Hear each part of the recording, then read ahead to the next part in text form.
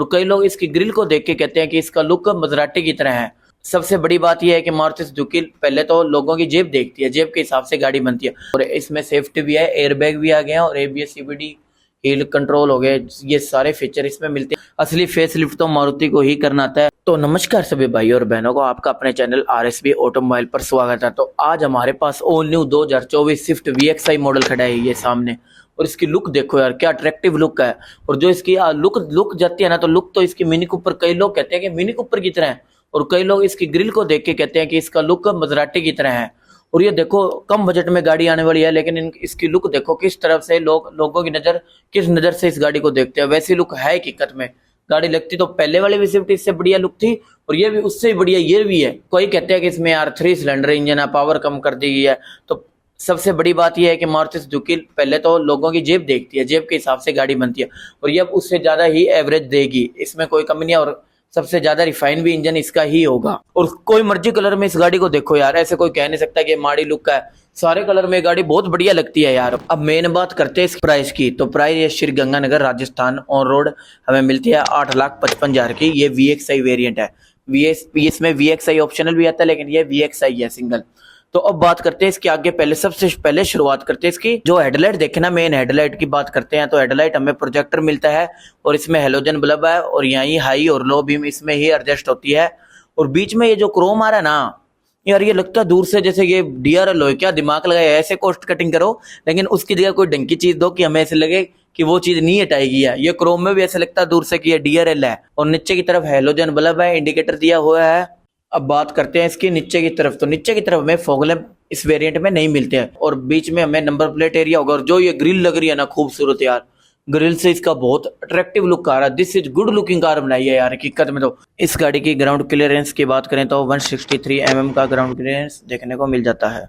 आप इसको नेड़े से भी देखोगे ना तो भी लगता है यार भाई क्या गाड़ी लाजवाब डिजाइन की है, डिजाइन बहुत शानदार किया है। और बात करें इसकी पार्किंग सेंसर की, तो पार्किंग सेंसर हमें इस वेरिएंट में आगे की तरफ नहीं मिलते, लेकिन पीछे की तरफ मिलते हैं। और ये जो इसकी चौड़ाई की बात करें, जो पहले वाली स्विफ्ट थी वो सेम ही है, 1735 mm की चौड़ाई है। लेकिन यार हैचबैक तो इस हिसाब से बढ़िया लगती है यार। जो हैचबैक ये आई है ना, इस पे वेटिंग भी चल रही है, ऐसी बात नहीं है कि बिक नहीं रही है, बिक भी प्रॉपर तरीके से अच्छी तरीके से बिक ही रही है। और नीचे की तरफ जो ये बम्पर मिल रहा है ना एक्सटेंडेड, जो ये ब्लैक कलर का है, ये और भी स्पोर्टी लुक को एनहांस कर रहा है, ये और भी प्रॉपर तरीके से बढ़ा रहा है उस लुक को। और ये देखो बोनट से जो लाइनिंग शुरू हो रही है ना, ये फेंडर से होते हुए, गेट से होते हुए, क्वार्टर पैनल तक, लास्ट तक जा रही है लाइन। देखो पूरी ऐसे लाइन वाइज है, क्या चीज बनी है ये डिजाइन देखो।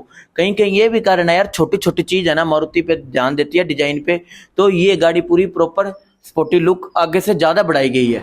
तो अब आते हैं अपने साइड लुक की तरफ। तो साइड लुक हमें जो ये गाड़ी लुक देती है ना, इसकी तरह कोई हैचबैक इसकी तरह लुक नहीं देती जो ये गाड़ी लुक हमें प्रोवाइड करवाती है। और इसकी जो रोड पे चलती है ना, इसकी यार एक अलग रोड प्रेजेंस है, सबसे अलग दौड़ती है और सबसे अलग चलती है, और सबसे अलग ही माइलेज देती है। इसकी जैसी कोई माइलेज भी नहीं देती है।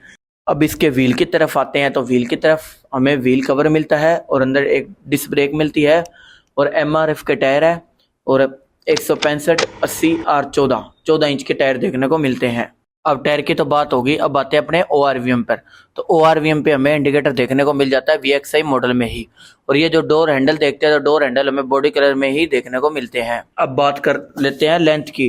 तो लेंथ हमें पहले से 15 mm ज्यादा मिलती है। इसकी लेंथ है 3860 mm की, पहले से ज्यादा बड़ी है। और अब बात कर लेते हैं, आपको अब साइड लुक पूरा दिखा दिया प्रॉपर तरीके से। और जे कोई आपको कमी लगती है तो आप कमेंट में लिख दीजिए, हम आपका जवाब देंगे। और अब बात करते हैं अपने पीछे की तरफ। तो पीछे चलते हैं। तो पीछे सबसे पहले ये लगती अट्रैक्टिव बताऊं क्या, इसकी पीछे की टेल लाइट ऐसे लगती है कि ये ना बाहर से लगवाई गई है, लेकिन बाहर से नहीं आ रही है, मारुति खुद ही दे रही है। देखो पहले से ज्यादा इंक्रीज चीजें की है, ऐसे नहीं है। असली फेस लिफ्ट तो मारुति को ही करना आता है। गाड़ी के साथ साथ इंजन भी चेंज कर दिया, बोलो सारी गाड़ी ही चेंज कर दिया है। और ये पीछे की टेल लाइट की बात करें तो ये जो रेड में है, ये हमें ऑलवेज ही जलती रहेगी। जब हम लाइट ऑन करेंगे तो ये जलती ही रहेगी। लेकिन जो बीच में 3 दिख रहे हैं ना, मैं आंख सी जो LED है, ये रेड कलर की, जब हम ब्रेक मारेंगे जब ये जगेगी। और नीचे की तरफ हमें रिवर्स लाइट मिल जाती है, रिवर्स गियर की लाइट मिल जाती है, और उससे नीचे हमें मिलती क्या है, इंडिकेटर देखने को मिल जाते हैं। और पीछे की तरफ हमें 4 पार्किंग सेंसर देखने को मिलते हैं इस वेरिएंट के अंदर। आगे की तरफ नहीं मिलते, लेकिन हमें पीछे की तरफ मिलते हैं। और साइड में स्विफ्ट की बैचिंग, और बीच में सुजुकी का लोगो। और इसमें हमें कोई वेरिएंट की ऐसे बैचिंग नहीं देखने को मिलती। पीछे की तरफ जो शीशा, उधर हमें डिफॉगर देखने को मिलता है। और वाइपर नहीं मिलता और वॉशर भी नहीं मिलता, और ऊपर की तरफ हाई माउंट स्टॉप लैंप भी देखने को मिलता है, और छोटा सा मामूली सा ऊपर एंटीना भी दिया गया है। अब बात करते हैं पीछे की। पूरी प्रॉपर तरीके से बात हो चुकी है। आपको ये पीछे की तरफ, रियर की तरफ कितने बढ़िया लगती है तो आप कमेंट बॉक्स में जरूर बताइए। और हमें पीछे की तरफ कोई बैक कैमरा नहीं मिलता, वो आप एक्सेसरी में कंपनी से ही लगवा सकते हो। अरे यार, नीचे की तरफ हमें रिफ्लेक्टर भी देखने को मिलते हैं। सब लास्ट पार्ट, पीछे की तरफ सबसे लास्ट में हमें रिफ्लेक्टर भी देखने को मिलते हैं।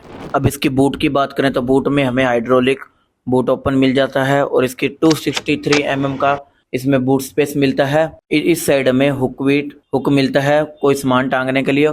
और अब नीचे की बात करें, अब ये चक्के की हम बात करते हैं। नीचे हमें मिलती है स्टपनी, तो स्टपनी हमें मिलती है। स्टपनी हमें सेम ही जो आगे के जो 4 टायर मिलते हैं पहले वो ही हमें सेम साइज R14 वही सेम मिलते हैं। और अब बात करते हैं इसके, और ऊपर की तरफ हमें पार्सल ट्रे मिलती है। अब बात करते हैं इसकी फ्यूल टैंक की। तो फ्यूल टैंक हमें 37 लीटर का देखने को मिलता है। और फ्यूल टैंक से याद आया कि आपको ये गाड़ी लेनी चाहिए या नहीं। तो आपको ये गाड़ी, जिसको बंदे को जो मिडिल क्लास है, जो जेब पे कोई भी गाड़ी भारी ना पड़े, तो वो ये स्विफ्ट ही है। इसमें आपको एवरेज भी बढ़िया मिलती है, और इसकी सर्विस कॉस्ट भी मारुति इतनी नहीं लेती। मारुति का स्टार्टिंग से ही ये रहा है कि हर घर में गाड़ी होनी ही चाहिए। मारुति इस सोच से ही गाड़ी बनाती है। अब बात करते हैं इसकी डोर की। तो डोर में हमें ये देखो डायमंड की तरह ये जो इफेक्ट इन्होंने डाला है, कितना बढ़िया लग रहा है यार। और ये जो लीवर की बात करें तो लीवर ये क्रोम का यूज किया है, जो कि बढ़िया लग रहा है। और पावर विंडो की बात करें तो पावर विंडो हमें ड्राइवर साइड तो ऑटो मिल जाती है, और बाकी 4 विंडो सिंपल ही मिलती है। और ORVM इलेक्ट्रिक एडजस्टेबल मिलता है। और जहाँ पावर विंडो कंट्रोल है वहाँ सॉफ्ट टच का काम किया गया है। और नीचे की तरफ हमें बोतल होल्डर भी देखने को मिल जाता है। 4 स्पीकर भी देखने को मिल जाते हैं। और इस गाड़ी में हमें सीट भी अपने तरीके से हम एडजस्ट कर सकते हैं। अब बात करते हैं स्टीयरिंग की। तो स्टीयरिंग में फुल प्रीमियमनेस डाली हुई है भर भर के, और बीच में मारुति का लोगो। और स्टीयरिंग पे हमें मल्टीमीडिया कंट्रोल मिल जाता है, और वॉच को साइलेंट करने का बटन मिल जाता है। और नीचे की तरफ हम फ़ोन काट सकते हैं और उठा सकते हैं। अब बात करते हैं इसकी क्लस्टर की। तो क्लस्टर हमें सिंपल ही मिलता है, जो सुई वाला है। लेकिन यार सही बताऊँ ना, तो इसका भी एक अलग मजा है यार। क्योंकि ना आजकल सभी गाड़ियों में ना डिजिटल मीटर आ रहे हैं, जो कि नंबर वाले मीटर होते हैं। लेकिन ये सुई वाले मीटर गाड़ी चलाने में जब हम भगाते हैं ना, तो गाड़ी का एक अलग मजा आता है। जब दोनों सुई उठती है ना, दिल को इतना सुकून मिलता है। अब बात करते हैं इसकी मीटर की। तो मीटर में हमें इस साइड RPM मीटर हो गया, इस साइड स्पीडोमीटर हो गया। स्पीडोमीटर में हमें 220 की स्पीड देखने को मिलती है, और बीच में छोटी सी MID भी मिलती है। ये बीच में हमें इंफोटेनमेंट सिस्टम है ना, ये हमें उसमें आता है स्मार्ट स्टूडियो, लेकिन इसमें स्मार्ट स्टूडियो प्रो है।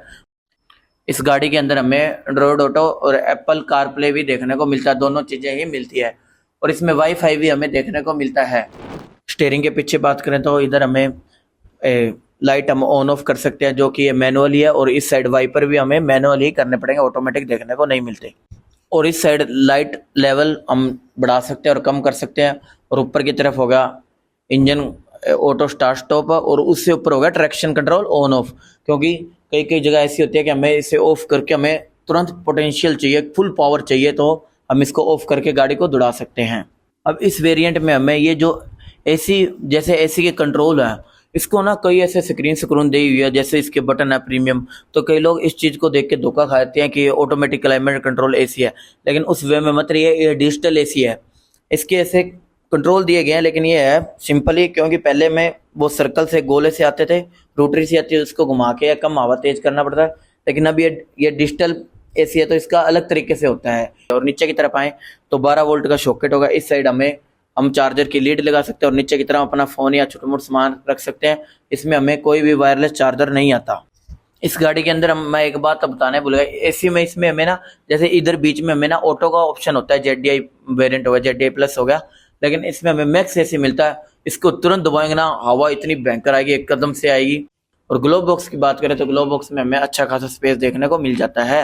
और ऊपर की तरफ बात करें तो ऊपर हमें मैनुअली डे नाइट एडजस्ट मिलता है, मैनुअल ही करना पड़ता है। और इस साइड हमें सनशेड में, इस ड्राइवर साइड हमें कोई शीशा नहीं देखने को मिलता, लेकिन पैसेंजर साइड हमें शीशा देखने को मिल जाता है। अब ये आप देख रहे हो मीटर हो गया, जैसे इंफोटेनमेंट सिस्टम हो गया, ऐसे ये थोड़ा ना डिवाइडर के ड्राइवर की तरफ झुका हुआ है, थोड़ा इस साइड देख रहा है।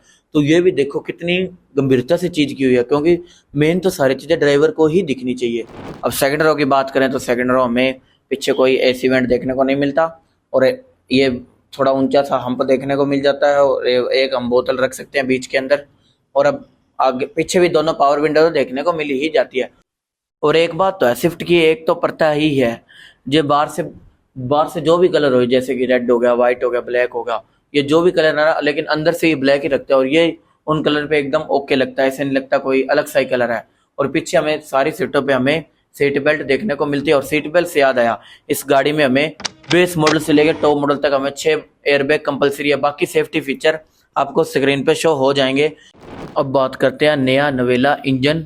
और गाड़ी तो आपको हमने नई नवेली दिखाई दी, अब बात इंजन की बात करते हैं। ये भी नया नवेला इंजन है जेड सीरीज और ये हमें 3 सिलेंडर इंजन देखने को मिलता है। और गाड़ी के साथ साथ पावर भी चेंज हुई है। पावर 81 bhp और 111 Nm का टॉर्क देखने को मिलता है। 111 पावर भी चेंज हुई है। आजकल ग्राहक को चाहिए क्या, बेस्ट माइलेज और बढ़िया फीचर होने चाहिए। और इसमें सेफ्टी भी है, एयरबैग भी आ गए हैं और ABS CBD हील कंट्रोल हो गए, ये सारे फीचर इसमें मिलते हैं। बाकी आपके स्क्रीन पे शो हो जाएंगे। और बोरनट की तरफ देखें तो बोरनट के ऊपर साइड हमें, इंजन के ऊपर साइड हमें ये डैम्पिंग देखने को मिल जाती है, जिससे बाहर इंजन का जमा भी साउंड नहीं आएगा। लेकिन 3 सिलेंडर हुआ ना, तो उस 4 सिलेंडर से भी ज़्यादा रिफाइन हुआ, जो पुरानी वाली 6 उससे भी ज़्यादा रिफाइन इंजन हुआ है। इंजन चेंज हुआ तो कई लोग सोचते हैं कि हमें फ़ायदा भी तो होना चाहिए, 4 से 3 सिलेंडर आ गया तो, लेकिन आपको फ़ायदा होगा। पहले कंपनी 22 का माइलेज 22 या 21 का माइलेज क्लेम करती थी, लेकिन अब 25 का माइलेज क्लेम करती है। लेकिन आप इसको तरीके से चलाओगे तो 25 से भी ज़्यादा माइलेज ये गाड़ी दे देगी। तो आपको वीडियो पसंद आई तो धन्यवाद, और लाइक करिए, कमेंट करिए और सब्सक्राइब करिए।